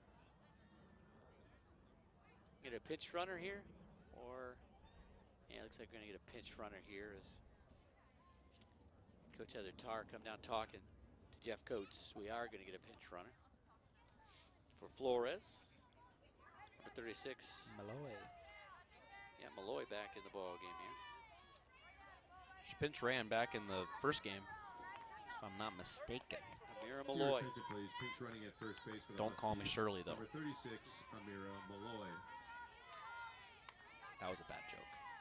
That was a dad joke too. That That's was a from my dad joke era. too. That's a dad joke. Down low. Just think of jokes your dad would say, and then that's the definition. I think of a we've dad already joke. covered this. Yes. It's think of jokes that I would say. Never said anything about you saying them. Not my dad. The jokes that I would say. I've moved into that era, that genre, if you will. In there for a strike, 1-1. Well, Sis Bates. Smacking the ball around the yard today. Yeah, she is. I thought I had her for 2 doubles. They got her just 1 for 3. Was that off the, did they call an error on that one off the glove? Yes. The one in McGomez? center was, Oh, she was kind of camped underneath it. Wardman with a quick throw and a nice hand-eye coordination there by Bowling to snag that one. So, the 2-out walk, but they get Sis Bates to ground out. 4-3. Great inning for GCU. Just got to get some runs on the board. We go to the bottom of the 6th. 7-0. Huskies with the lead. Get ready to laugh out loud. Comedian and singer-songwriter Tim Hawkins is coming to the GCU Arena April 1st for his April Fool's Day comedy concert. The show is guaranteed to entertain your entire family. Tickets start at just $18 with meet and greet options available. Go to the arena box office or gcuarena.com. Student discounts are available. My brother can quote every single Tim Hawkins stand-up. Yeah, he's pretty funny. If you haven't seen him, you should He's just YouTube him, and hilarious. then you'll want to buy tickets to that event. He's so funny. Very funny. Very funny. He was an ex-baseball player. Played for Mizzou. Was an outfielder. I think he actually got drafted and played in the minors a little bit, but then decided he would go into stand-up comedy, and He's has done making quite a well big for himself. time, yeah. Yeah, he played ball at Mizzou. So I might be wrong about being drafted. I thought he played in the minors, but anyway, he did play baseball at Missouri. So check it out. Be a good show. 7-0 the score right now. And it'll be Bowling, Wortman, and Gomez due up for GCU.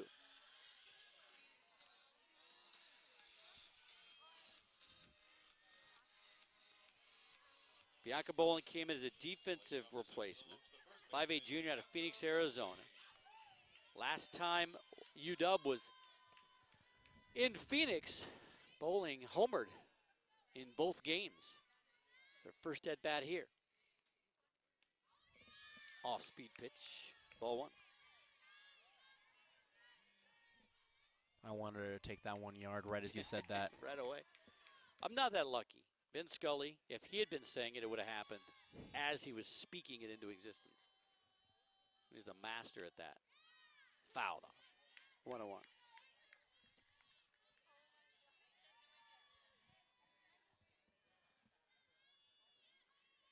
Well, the folks from Washington enjoying this weather here. Oh, yeah. They head to Tucson and enjoy it over the weekend. The 1-1. Chopper, foul. 1 and 2. That's going to be a fantastic series. We talked about it. Probably ad nauseum in the Pac-12, the best conference in softball this year. So pretty much every weekend series is going to be a great series. Oh, yeah. In conference absolutely. play. But that's a biggie. Number 6 and number 4, or number 5, depending on how you look at it. It'll be on Pac-12 networks, all 3 games. It could decide early on the Pac-12 champion, if you think about it. Yeah, and at some point you're starting to look at who's hosting regionals, who's hosting super regionals. You know, I mean, you got Oregon, you got Seattle up there in the same neck of the woods. You got UCLA, Utah, U of A. It's a series that once the end of the year starts coming around, they'll talk about the series at the beginning of the year between these 2 ball clubs. Oh, strike 3 called. A very delayed call on a pitch that looked well low and outside. Everybody just waiting around, and Joe Coates with a very late call for strike 3, and Bianca Bowling retired. Boy, we're in the middle of talking about the Pac-12 and thinking, okay, we're going to go to a 3-2 count, and shocked everybody. Keeping us on our toes. Man, well, I think you missed that one. Wortman gets under 1. Foul territory. Coming in. On the run, making the grab. Nice play out there in right field by Melhart. Well, Melhart is one of those, we've seen her great job offensively using that speed, right? But boy, defensively now, a couple of that one tracking it down for the out, and then in the first game, keeping Wortman to a single on when she laced down the line, just outrunning the ball over there. That was a long ways to travel. Wow. Yeah. Gomez at the plate. 2 outs. Wolves trail at 7-0. Up high. She might have ran a 3K for track or cross country and then come back to the softball field after that one. She might still be running. Yeah, good speed. Speed, they say, is speed kills for a reason, but she just ran that one down. 1-1. Gomez hit by a pitch last time up, struck out in the second. Schreier pitching very well, very effectively here in this ball game. Got the start. She threw 5 2/3, just 4 hits. Fouled back. 1 ball, 2 strike to count. Already has 6 strikeouts in the game.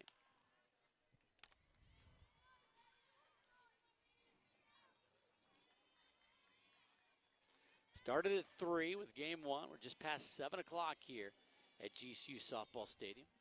The 1-2.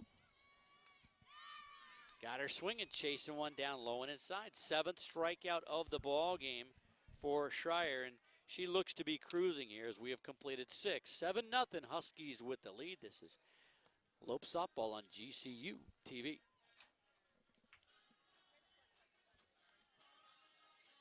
Alvalo had 7 as well. There's an exciting new destination for food, fun, and relaxation in the heart of Phoenix. Come to GCU Hotel and Canyon 49 Grill, where our hospitality management students gain hands-on workplace experience and deliver unmatched service right alongside the staff. Enjoy beautiful amenities like the resort-style pool and full-service fitness center. From the gaming lawn and patio to the artisanal coffee and teas of GCBC, you'll never want to leave. Room rate $79 per night. Visit GCUHotel.com to book your visit today.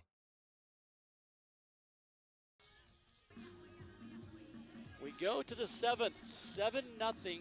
The Huskies with the lead. 4 in the 3rd, 3 in the 4th. That has held up as Maddie Schreier has pitched a great ball game here. Through 6, only 4 hits, 1 walk, and 7 strikeouts. Faced just 24 batters. Lopes will have to try to hold him here and then try to do something they haven't done all night, which is score on Schreier. But first things first. Thomas Gibson and Melhart due up. First pitch by Aguilar Bocage. Misses, low and away, ball 1. A lot of sports going on.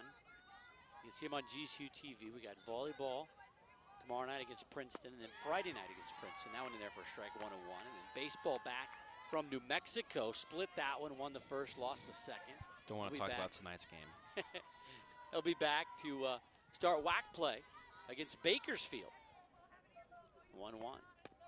Bakersfield still playing in the postseason with basketball, right? They had a big win in the NIT. Won the first 2 games. Big win over Colorado State. I haven't seen if they played yet or not. But, boy, they're keeping things going. Them and Utah Valley both still alive out of the Western Athletic Conference. I don't watch anything other than CBS Networks, Turner TV during this time of year. Fouled off. Count goes to 2 balls and 2 strikes. I think they're both still alive. I know Utah Valley got a nice win. And Bakersfield just thumped Colorado State at Colorado State. See, they have the ability to be really good. Oh, they do, yeah. My doppelganger, the captain, it's pretty good. He starts number 1. Look him up. We were talking about that in the office the other day. That's funny. Like, scary. Same hair, same face, same skin tone, same build. It's scary. Fly out to right. Rachel Agasawara. Agasawara at the plate now, back into the ball game after Gibson had a pinch run for. Yeah, Bakersfield actually playing right now, and they're at halftime at UT Arlington. They're up 45-29. Oy vey. Boy, they had that one hiccup, losing in the WAC championship, but they have been on fire since. It was their second loss. You know, they lost to GCU in their last game of the year. On the road. Oh, Or we were Tapper. on the road. Yeah. Oh, nobody covering first. Bowling came over to get it. Nobody covering first, and so, you know, base hit there for Ogasawara. I mean, just nobody covering that one. Your doppelganger, Brent Rapp, who you're talking about, a couple of rebounds, couple of assists, but no points. That's what's up, brother. He didn't play in that game. The GCU went up there and beat him on their home court. He was nursing an injury. Melhart at the plate. Bunt. Boy, let it go. Yeah, and they did. Foul ball. No play on that one if you pick that one up.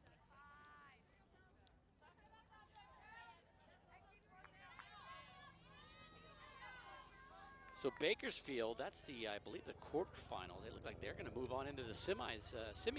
The way they're playing, they could possibly win the NIT. I mean, amazing as it is, they were an 8 seed coming in. It's good for the WAC, though, is the thing. We want teams to do well in the postseason.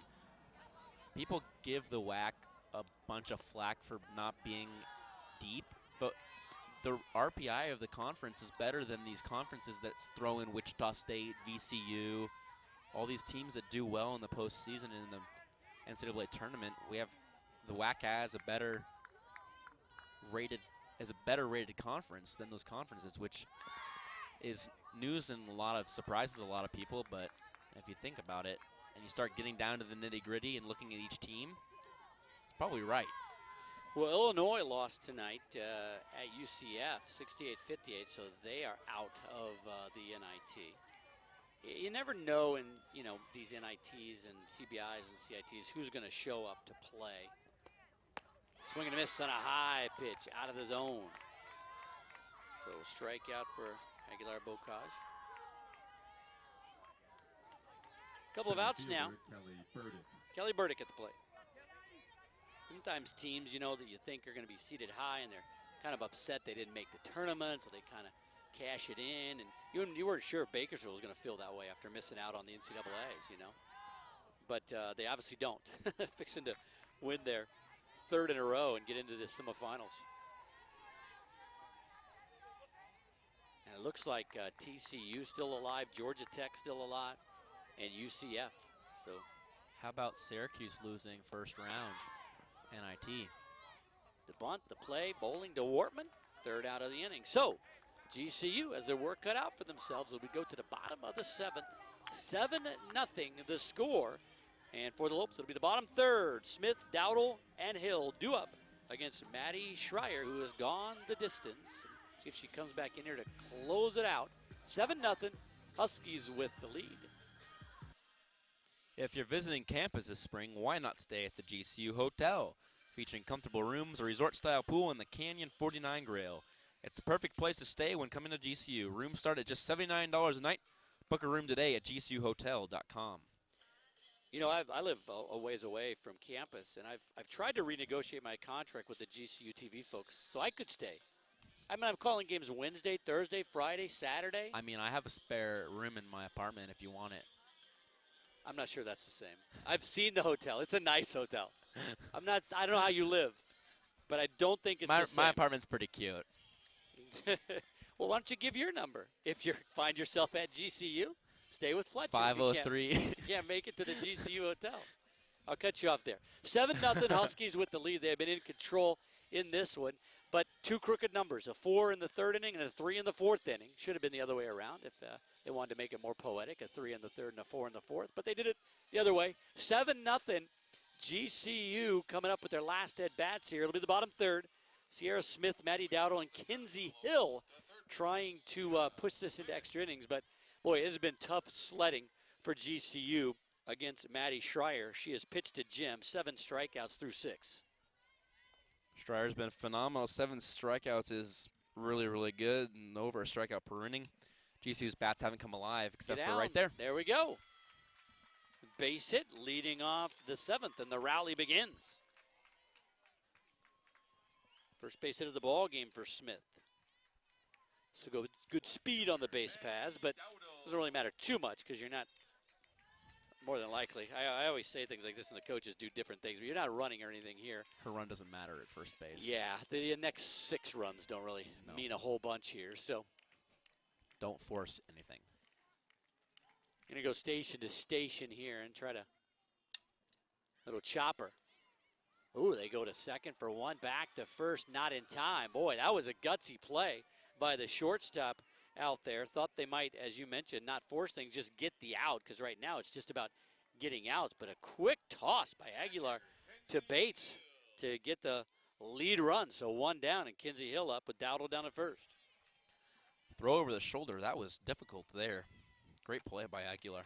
Yeah, degree of difficulty in that situation. I wonder if the coaches might have a chat with her up 7-0, that, man, you try to make that great play. That's a chance for something bad to go on there. So maybe just take the out at first base. But got the job done. I would imagine as a senior leader on the team, she's got a pretty long leash with what she can do antics-wise out in the infield. That might be 2. Shot, second for 1, back to first. And the game-ending double play on the 5-4-3. He'll hit that sharply, and the Lopes drop 2 here. 7-0 your score in this one. The first game went to Washington 14-4 in 5. So the Lopes dropped 2 to the number 6 ranked team in the country. And Fletcher, you know, we knew it would be a tough way to go for GCU coming in against this team. And impressions with Washington, very impressive. You can see why they're a top 10 team in the country.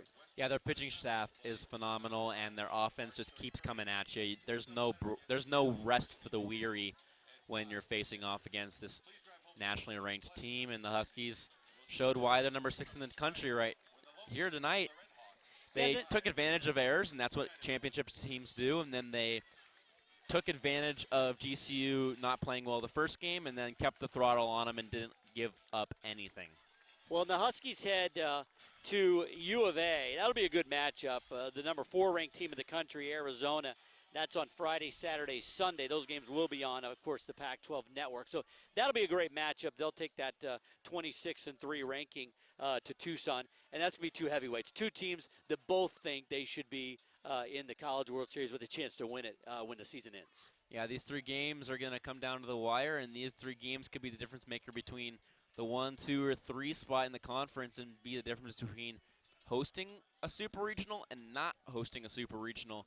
So these are going to be very important games for Washington, coming off 2 wins here at GCU, and they'll want to keep the pressure on the rest of the conference in the Pac-12. And for GCU, you know, they dropped these 2 games here. They go to 25-9 on the season.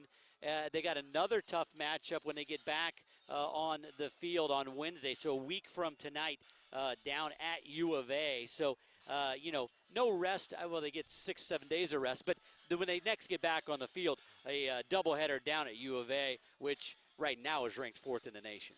Yeah, time to refocus, get to the practice facility, get on the field again, get in the cages, work on some things. and then come back. They played well in the first game. I Right. just think that those The errors came back to bite them. You limit those errors, and you limit the bad reads in the outfield that don't go down as errors, but they're errors. They Right. allow runs to score. That first game is a completely different ball game. Right. So if you think about it, GCU could have taken a game, and they could have been close in the second one if Schreier hadn't been dominant and Nolan was dominant like she normally is. So if GCU can bring that kind of mentality to Arizona down to Tucson, limit the errors, could be a different outcome. Lopes next in action here at GCU Softball Stadium on Friday the 31st. They get things going in WAC play against Seattle. Don't forget to join us on GCU TV this week for more GCU athletics. We'll be at the Antelope Gym for Princeton and volleyball tomorrow night. Thanks to all of our viewers. Thanks to everybody who made the broadcast work. Tune in to GCU TV this week for more GCU athletics. And follow Grand Canyon University on Twitter, Facebook, and Instagram. Don't forget to subscribe to our YouTube channel at youtube.com/GCU. I'm Michael Potter for Fletcher Light. Thanks so much for joining us. Have a great night. Go Lopes.